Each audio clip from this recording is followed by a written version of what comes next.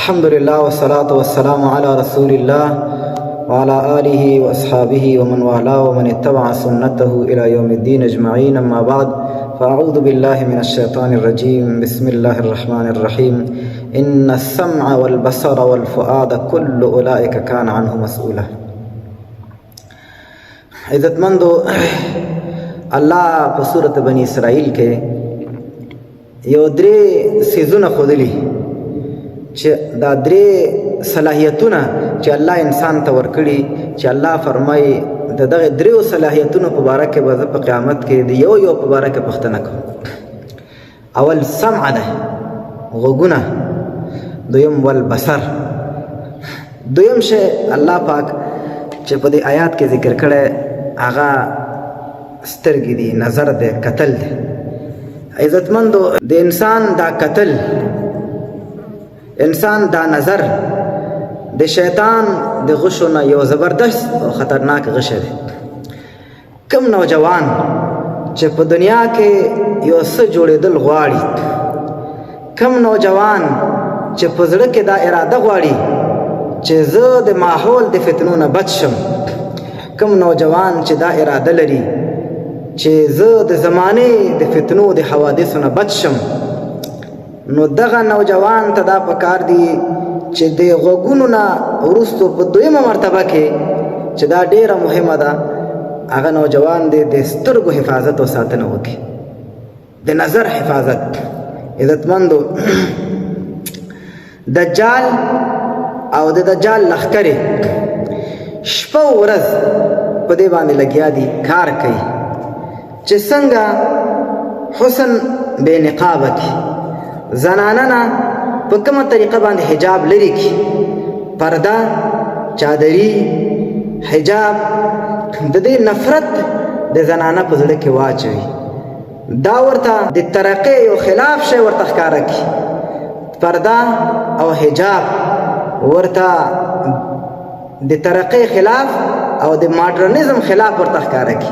بې حجابي، بې پردګي، دا ورته ترقی ښکاره شي، دا ورته عصریت ښکاره شي، دا ورته د عصریت او د ماډرنیزم علامه ورته ښکاره کړي.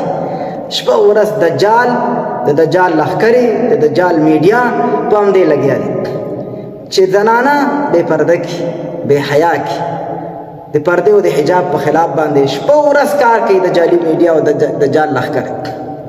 او دا غواړي چې زنانه په کومو بهانو باندې د کور وباسي، د وظیفې په نوم، د تعلیم په نوم، دارنګې د خدمت په نوم باندې، د شاپنګ او د سودا په نوم باندې، د چکر په نوم باندې، نور قسمه قسم بهانو باندې شیطان د شیطان ملګري چې کافران دي، یهود او نصارا دي، دوی دا غواړي چې زنانه د کوره بهر کړي. دلته زنانه ورته بې حجاب کړي، هلته د هغه په زړه کې بېچیني او بېقراري پیدا کړي چې دوی یو بل ته وګوري، د دې نه په معاشره کې بدلمني، بې حیایي خپره شي. د یو معاشرې اوچت خلک، قیمتي برخه، قیمتي حصه چې دی هغه ځوان نسل دی، که نارینه دي که زنانه دي.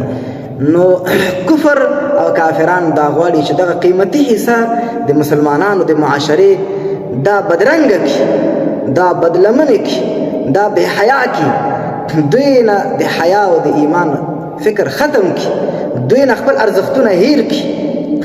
نو د دې وجې نه چې دغه قیمتي حصه د کومې معاشرې خراب شي، دا معاشره نور د تباهي او د بربادۍ سره مخ شو. دې معاشرې نه بیا د خیر تمه کول دا بیا محال او ناممکن کار دی، ځکه دې معاشرې نه بیا خیر خورېږي نه. دې معاشره کې قیمتي برخه او حصه دا فاسد شو، نو دې معاشره کې به خیر څه وي؟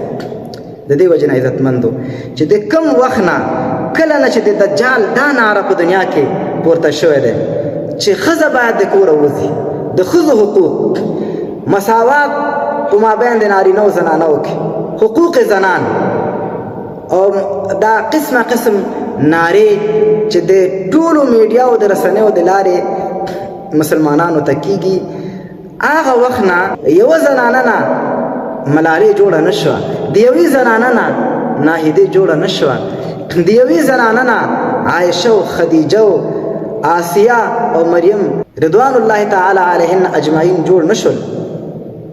فاطمه د زنانه جوړه نه شوه، یوې زنانه په ګېډه کې صلاح الدین ایوبي پیدا نشو، سلطان نور الدین زنگی پیدا نشو، محمد بن قاسم پیدا نشو، قتیبه بن مسلم باهلی پیدا نشو، نور الدین زنگی پیدا نشو. ولی ځکه چې کله د کم ځوان او کمې پیغلې نظر محفوظ نشي، حیا او پاکدامني پکې پیدا نشي، بې حیا ښځې نه قیمتي خلک نه پیدا کېږي.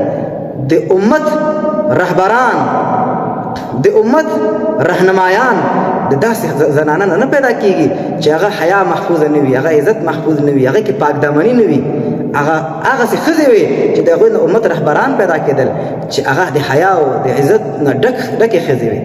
او یو موسی پیدا نشو چې د فرعون او د فرعوني طاقتونو د یهودو په خلاف باندې ودرېږي، چې د یهودو چې اوس په ټوله دنیا کې یهودو ظلم شروع کړی، مسلمان ځپي، مسلمان وژني، د مسلمانانو ماشومان وژني، د مسلمانانو خویندې بې عزته کوي، خو موسی نشته.